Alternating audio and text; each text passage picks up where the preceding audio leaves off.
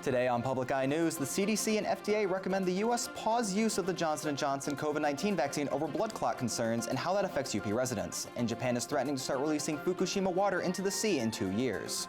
Later, Ross Wright will have your weather for the weekend and Devontae Stein will have your sports update. Hi, I'm Scott Minshaw. And I'm Caden Minus, and this is Public Eye News.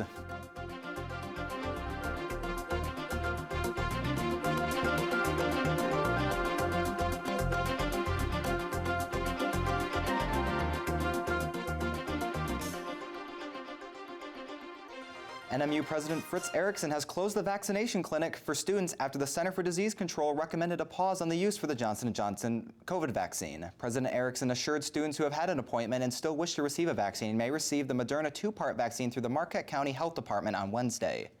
Students who register for the Wednesday clinic will be notified as quickly as possible, and if any students have more questions regarding the vaccination process, they may call the NMU COVID-19 information line at 227-2684.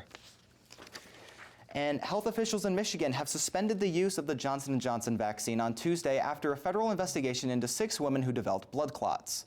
Governor Gretchen Whitmer announced a temporary suspension of the vaccine after the Center for Disease Control recommended it throughout the country. This has occurred as the state is experiencing a drastic increase in COVID-19 cases.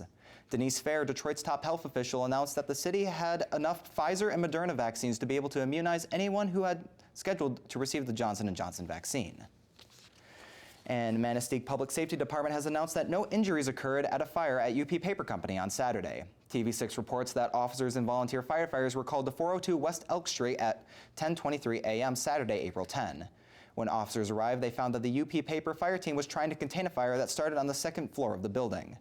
Firefighters and the UP Paper team were able to bring the fire under control in about 45 minutes later, and no injuries had occurred.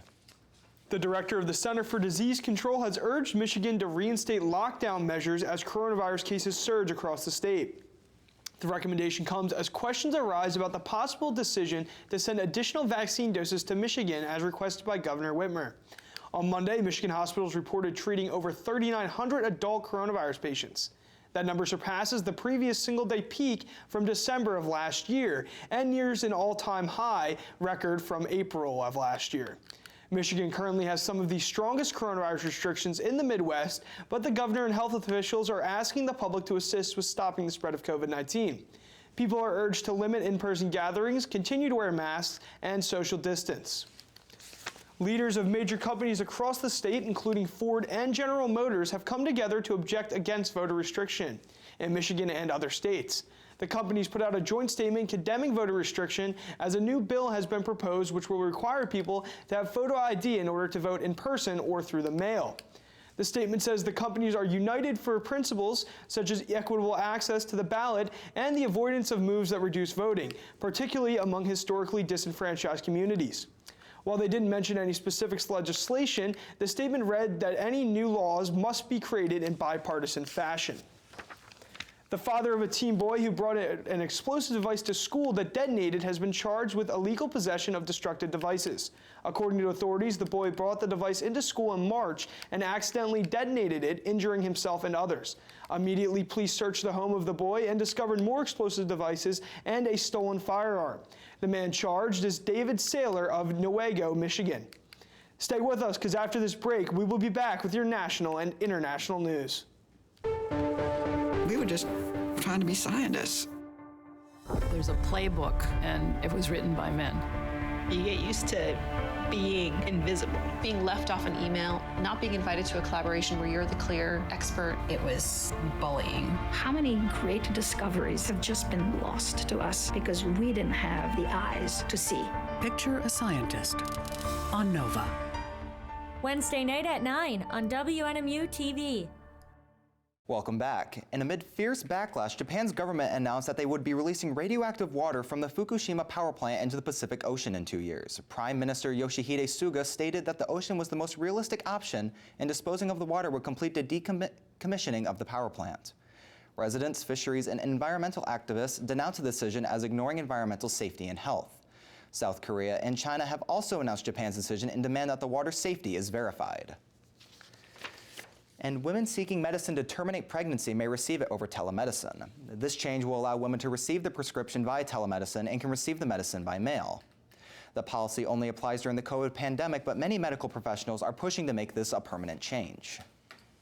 South Africa is falling in line with many other countries in halting the distribution of the Johnson & Johnson vaccine.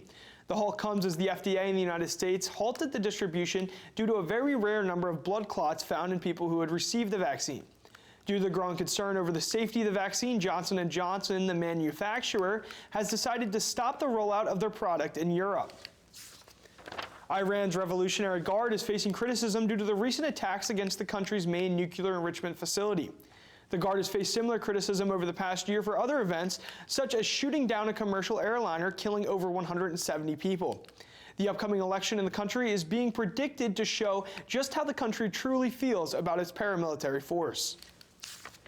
Coronavirus cases are on the rise in the U.S. and other parts of the world, are also being hit by record daily numbers. India now accounts for 1 out of every 6 new cases globally. CBS's Ian Lee is in London with more on India's COVID crisis. This is what health experts say you shouldn't do during a pandemic. Still, surging cases of COVID-19 haven't stopped nearly 1 million pilgrims from packing the banks of India's Ganges River for a religious festival. Hindus believe the waters wash away their sins, but some fear the month-long event will become a super spreader. While masks are mandatory, they're widely missing. This man is one of the few following the rules. We are carrying sanitizer in all our pockets, covering our mask 24/7.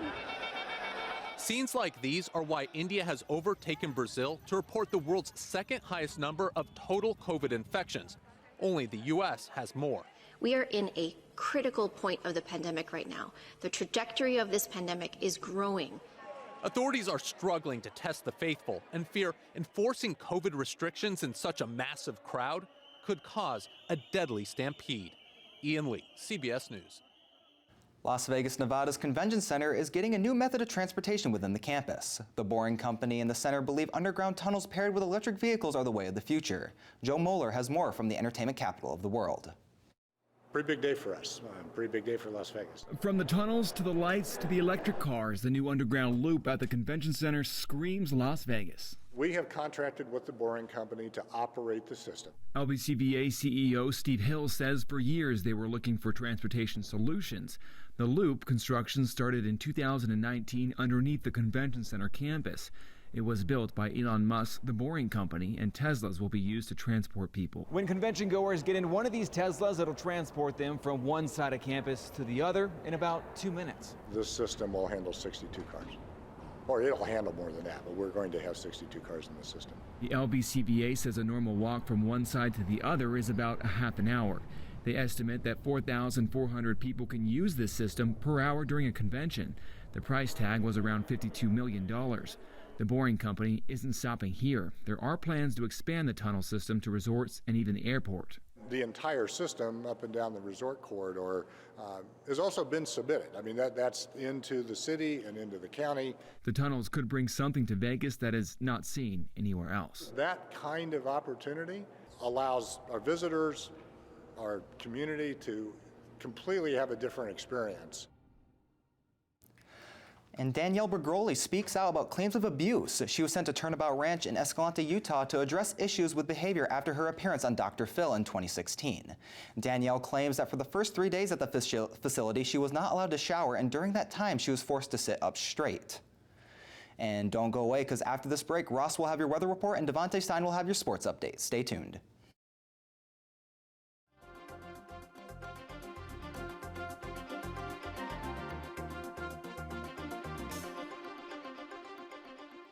Coming up on the next Song of the Mountains. And I had me a woman, she couldn't be true.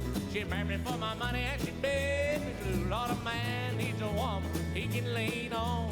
While ain't any posters done left and gone. She's lively performances where old tradition meets new, here on Song of the Mountains. Friday night at 10 on WNMU-TV. Welcome back. My name is Ross, and I'll be taking you through your weather today. Looking behind me at the academic campus here at NMU, we have some rain in the sky and some wet ground for sure, and that's going to be following us for the next few days. Current conditions right now are overcast, a temperature of 46 degrees, our winds southwest at 60 miles per hour, and a barometric pressure of 29.91 and steady. Going on to later tonight, we're going to have a mixture of some rain and snow with a low of 33 degrees and our winds north at 5 miles per hour. And then tomorrow, that rain and snow mixture is going to keep on going as we're only going to have a high about 38 and our winds northwest at 10 miles per hour. Now, looking across the UP here, we have some clouds in the sky, a little bit of sun down south, but for the most part, it's going to be sticking around for cloudy. 51 and cloudy over at Sault Ste. Marie, 47 and partially sunny Manistee. Escanaba down here is going to be 48 and partially sunny, and all the way down in Menominee. We're going to have some bit of sunshine with 44 degrees. Looking at our other half of the UP, just some more clouds going on over here. Iron Mountain's going to be at 43 degrees and cloudy. Ironwood at 35 degrees and cloudy. All the way up in Houghton, it's going to be 39 and cloudy. And back here in Marquette, it's going to be 48 degrees and overcast. Now let's take a look at your week ahead. On Thursday, we're going to have a high of 35, low of 33 with some rain. And then on Friday, that sun's going to start peeking out there with a high of 41 and a low of 32. And that sun will keep on going onto the weekend with a high of 46 degrees and a low of 32. That's all for your weather. Now let's jump over to Vontae Stein with some sports updates. Thanks, Ross. This past Sunday, your volleyball team defeated rival Michigan Tech 3-0 to become GLIAC tournament champions. This is just the fourth time in school history for the women to achieve this. Freshman Jacqueline Smith was named the 2021 GLIAC Tournament Most Valuable Player, as well as to the All-Tournament team, recording 13 kills for the Wildcats. Lauren Van Remortel was also named to the All-Tournament team and had 36 assists in the championship match. The Wildcats finished their season with an incredible 15-2 record with a 12-2 GLIAC interconference record. This is the first time since 2003 that the Wildcats have won the tournament. This also will conclude the 2021 season for the women due to the NCAA Division II President's Council, who voted to cancel the championship season due to the COVID-19 pandemic. Regardless, incredible season, and congratulations on the title, ladies. Staying right here locally with NMU Sports, your women's soccer team edged a close one out past Northwood University 1-0 this past Saturday. The women played outstanding defense from kickoff until the last whistle blew, as they did not allow Northwood to attempt a single shot the entire game. The game-winning goal came in the 59th minute from 35 yards out by Caroline Hallinan. As a team, NMU had 22 shots on goal compared to 0 from Northwood. The Wildcats will finish the regular season with 2 home games this upcoming weekend. On Friday, the Wildcats will host Purdue Northwest, with that game starting at 1 p.m. And on Sunday, NMU will conclude their regular season with a home game against Parkside starting at 4 p.m. Some absolutely devastating events transpiring last night as the young superstar Jamal Murray tore his left ACL. Murray will miss the remainder of this season and the playoffs, which is a devastating blow to a team who was looking to make a deep playoff push this year. Murray was driving to the lane and tried to leap and elevate off his left foot and immediately fell to the ground, instantly grabbing his knee in noticeably devastating pain. Before the injury, the 24-year-old was averaging 21 points and 5 assists, while his team currently sits in 4th place in the tightly seeded Western Conference. Murray is currently the only player in NBA history that scored 50 points in a game without shooting a single free throw attempt the entire game. Well, Devontae, it seems like the sports world, there's some very interesting things going on. Of course, the Masters were this weekend. Did you watch any of the golf? I did see that. I didn't quite catch his name, but I saw that the first Japanese-American ever won the Masters. So that's actually... Absolutely. Hideki Matsuyama was the first Japanese-born player to win the Masters in the 85 years that the tournament's been played. Historic event for Hideki and Japan, I guess, as a whole, for the whole country. Great That's actually, great time. Crazy. I saw on social media afterwards, he was just walking through the Chicago airport with his green jacket on the back like nothing happened. Absolutely, a humble man. That is all the time we have for today on Public Eye News. As long as we can't talk over each other, thank you for joining us, and tune in tomorrow for another edition of Public Eye News.